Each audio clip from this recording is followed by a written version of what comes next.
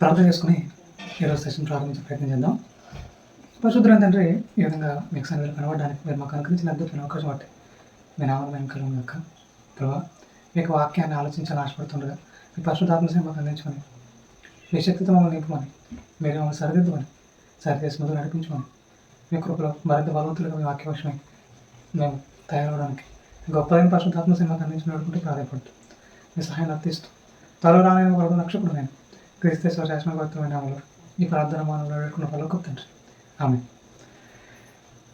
ప్రేమిన వాళ్ళరా, ఈరోజు సాక్షర గ్రంథం 17వ అధ్యాయము 22వ వచనాన్ని చదువుకునే ప్రయత్నం చేద్దాం. సంతోషం గల మనసు ఆరోగ్య కారణం, నలిగిన మనసు ఎముకలను ఎండిపోచేయను అంటున్నాడు. సంతోషం గల మనసు ఆరోగ్య కారణము అంటున్నాడు. ముఖ్యంగా ఈ లోకంలో చాలామంది దగ్గర చాలా సంతోషాలు వస్తూ ఉంటాయి. అంటే కొంతమందికి కొన్ని కలిగి ఉంటే సంతోషం, కొంతమందికి కొన్ని అనుభవిస్తే సంతోషం, కొన్ని కొత్తవి కొనుక్కుంటే సంతోషం, కొన్ని కొత్తగా పొందుకుంటే సంతోషం, కొన్ని ప్లేసెస్కి వెళ్తే వాళ్ళకి అది సంతోషం. అంటే ఈ లోకంలో సంతోషానికి రకరకాల డెఫినేషన్స్ ఉన్నాయి. అంటే ఒకరికి ఒక ఆనందం, మరొకరికి ఆనందం. అంటే అందరికీ ఒకటే సంతోషం కాదు అనే విషయం మనకు అర్థమవుతుంది. ఇక రెండవది, చాలామందికి కొంతమందిని వేధించడం అంటే సంతోషం, కొంతమందిని ఏడిపించడం అంటే సంతోషం, కొంతమంది దొంగిలించడం అంటే సంతోషం. ఇలా కీడు చేసుకోవడం సంతోషించే వాళ్ళ సంఖ్య ఈ రోజున సమాజంలో పెరిగిపోతూ ఉంటుంది. అంటే వీళ్ళ సంతోషం కోసం ఎదుటివాడు ఏమైపోయినా పర్వాలేదు, వీళ్ళ సంతోషం కోసం ఎదుటివాడు ఏమైపోయినా పర్వాలేదు అనే స్థాయికి వీళ్ళు దిగజారిపోయిన పరిస్థితి మనం చూస్తూ ఉన్నాం. రైట్. అయితే బైబిల్ ఏం చదివిస్తుంది అంటే ఎదుటివానికి మేలు చేసి నువ్వు కీడు అనుభవించు, అదే సంతోషం ఉంటుంది. ఎదుటివానికి మేలు చేసి నువ్వు కీడైనా అనుభవించు, ఏం పర్వాలేదు, దానికి సంతోషంగా భావించు అంటుంది. మరి లోకంలో ఉన్న మనుషులకి మనకున్న డిఫరెన్స్ ఏంటి అంటే, మేలు చేసి కీడు అనిపించడానికి మన సిద్ధంగా ఉంటాయి.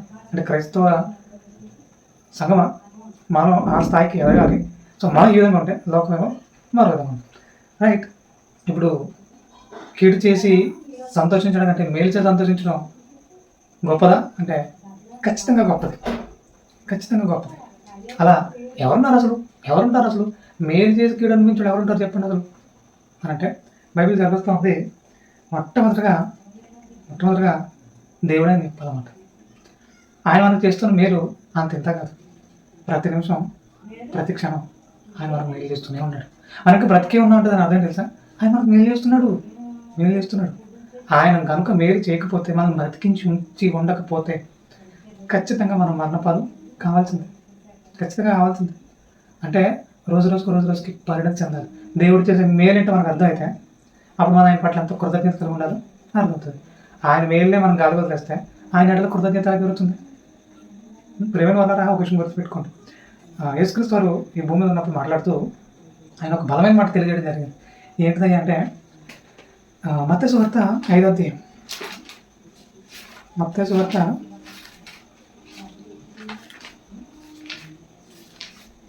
5వ అధ్యాయము 11వ వచనం చదువుకుని నీతి నిమిత్తము హింసింపబడేవారు ధన్యులు అన్నాడు. అంటే నీతిగా ఉన్నందుకు హింసలు కలుగుతాయి. నీతి ఉండడం అంటే ఎదుటి వారికి మేలు చేసే గుణం. సో అలా ఉంటే హింసలు కలుగుతాయి, ఖచ్చితంగా కలుగుతాయి అంటున్నాడు. సో అలా కలిగిన బలంగా నిలబడదే అంటున్నాడు. అలా నిలబడడం వాళ్ళు ఎవరైతే ఉన్నారో వాళ్ళ ధన్యులు, వారు దేవుని కుమారులు అనబడుదురు అన్నాడా, లేదంటే వారు కనికరము పొందుదురు అన్నాడా? ఎవరైతే నీతి నిమిత్తం హింసింపబడుతున్నారో వాళ్ళ ధన్యులు. వాళ్ళు ఎవరట? పరలోక రాజ్యమే వారిదట. పరలోక రాజ్యాన్ని సంపాదించుకునే స్థాయిలో కూడా ఉన్నారట. మరి ఈరోజు క్రైస్తవ గణమ మన ఈ స్థాయిలో ఉన్నాం.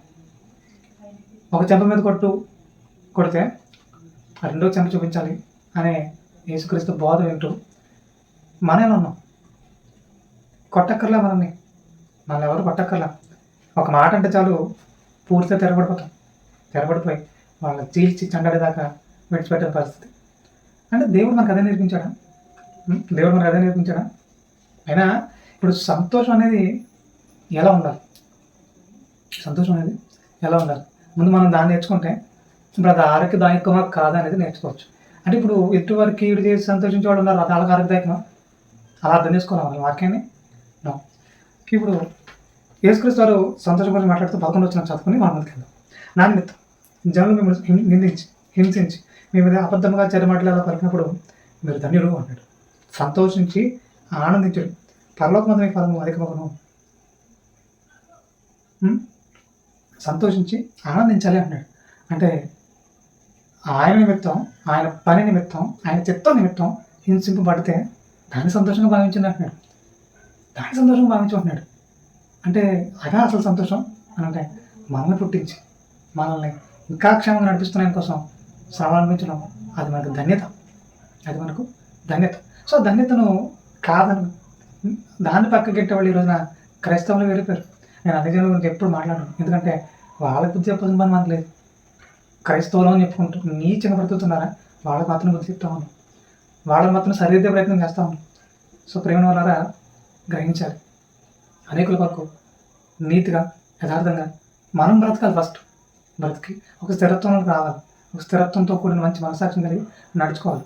అనంతరం ఆయన కొరకు అనేక మందిని సత్యంలో నడిపించే ప్రయత్నం చేయొచ్చు. మనమే ఒక స్థిరత్వం లేకుండా ఉంటే, మనమే ఖచ్చితత్వం లేకుండా ఉంటే ఎవరిని సత్యంలో నడిపించగలుగుతాం? ఎవరిని సత్య సంబంధాన్ని ఆలోచనతో నింపగలుగుతాం? కాబట్టి సంతోషం గల మనసు ఆరోగ్యదాయకము అంటున్నాడు. మరో సందర్భం చూపించి నేను ఆ మాటలు ముగించి ఆశపడతా ఉన్నాను. అదేంటంటే అపోస్తల కార్యాలు 4వ అధ్యాయం 5వ అధ్యాయము 41. అట్లా సందర్భం ఏంటంటే పేతురు ఆయన మిగతా అపోస్తల అవసరాలు పేతురు అనుకుంటా వాళ్ళ ఈ నామం గురించి మీరు ప్రకటించకూడదని చెప్పి వార్నింగ్ ఇస్తారు. వార్నింగ్ కూడా కొట్టారట. 40 వచనంలో అదే మాట రాయబడింది. వారు అతని మాటకు సమర్థించి అపోస్తలులను పిలిపించి కొట్టించి అన్నాడు. కొట్టించారట. కొట్టించి యేసునామం బట్టి బోధింపకూడదని ఆజ్ఞాపించి వారిని విడుదల చేసిరి అన్నాడు. అంటే యేసునామం గురించి ప్రకటించవద్దు అంటే మేలు చేయొద్దు అని వీళ్ళు కీడు చేస్తున్నారు. కీడు చేసి సంతోషిస్తున్నారు. వాళ్ళ సంతోషం ఒక రకంగా ఉంది. ఇప్పుడు వీళ్ళు కూడా సంతోషిస్తున్నారంటే దెబ్బలు తిన్నాడు సంతోషంగా ఉంటాడు, దెబ్బలు తిన్నాడు సంతోషంగా ఫీల్ అవుతాడా?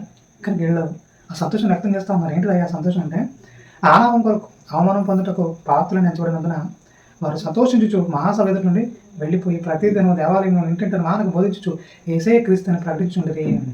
ఏంటంటే సంతోషిస్తున్నారంట. ఆయన నామం కొరకు మేము చక్కని ఇంటి దెబ్బలు తిన్నారనా? ఆ నామం కొరకు అవమానం పొందుటకు పాత్రలను ఎంచబడినందున ఆయన నామం కోసం దెబ్బలు తినడానికి పాత్రలు అవ్వాలా? అర్హత ఉండాలా? ఆయన పనిచేయించాలని అర్హత ఉండాలి. ఆయన కోసం దెబ్బలు తినాలని మనకు అర్హత ఉండాలి. చాలామంది ఈరోజు క్రైస్తవులు ఉన్న వాళ్ళు చాలామంది దెబ్బలు తింటున్నారు. ఏ విధంగా తెలుసా? మూర్ఖంగా మాట్లాడి, నీచంగా మాట్లాడి ఎదుటో నీచపరిచి ఏ దెబ్బలు తింటారు. అది కాదు, అలా కాదు, అది కరెక్ట్ అనిపించుకోదు. యేసుక్రీస్తు కోసం నమ్మకంగా నిలబడుతూ ఆయన సత్య సంబంధాన్ని ఆలోచన ఎదుటి వాళ్ళు నింపే ప్రక్రియలో వాళ్ళు మురుకులై ముష్కరులై ఏవైనా దెబ్బలు కొడితే వాటిని తిని కూడా తిరగబడక సంతోషించే హృదయం కావాలన్నాడు. అలాంటి సంతోషం గల మనస్సు ఆరోగ్యదాయకం, ఆత్మీయ ఆరోగ్యదాయకం. సో మరి ఆ స్థాయిని ఎప్పుడు కలుగుంటాం మనం?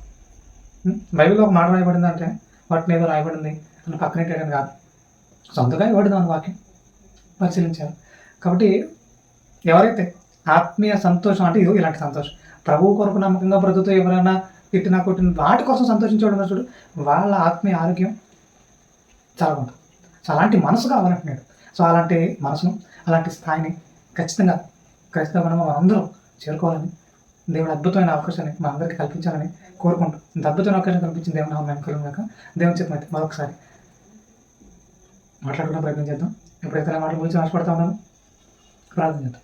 పరిశుద్ధులైన తండ్రి ఇంత అద్భుతమైన అవకాశం కల్పించి ఎన్నో శ్రేష్ఠ సంగతులు నేర్పిస్తూ ఉన్నారు. రోజు మరింత పరిపూర్ణతకు నడిపిస్తూ ఉన్నారు. అవును తండ్రి, మేము సంతోషించడం అంటే మీకోసం బ్రతికి కీడు అనుభవించడమే. కాబట్టి ప్రభావ అలాంటి సంతోషాన్ని మా సొంతం చేయగలరని మీ కొరకు నమ్మకంగా బ్రతుకుతూ అనేక ఆశీర్వాదకరంగా దీవెనకరంగా అనేక హృదయాలు సత్యని బలమైన సాక్షులు మీ కొరకు పనిచేయడానికి గొప్పదైన పరిశుద్ధాత్మ సేమగా అందించినటువంటి ప్రాధాన్యపడుతూ త్వరలో రానైన ప్రభు రక్షకుడు నేను క్రీస్తు శాసన భక్తుల నామలు ఈ ప్రార్థన మామూలు పెట్టుకున్న పనులకు తండ్రి. ఆమె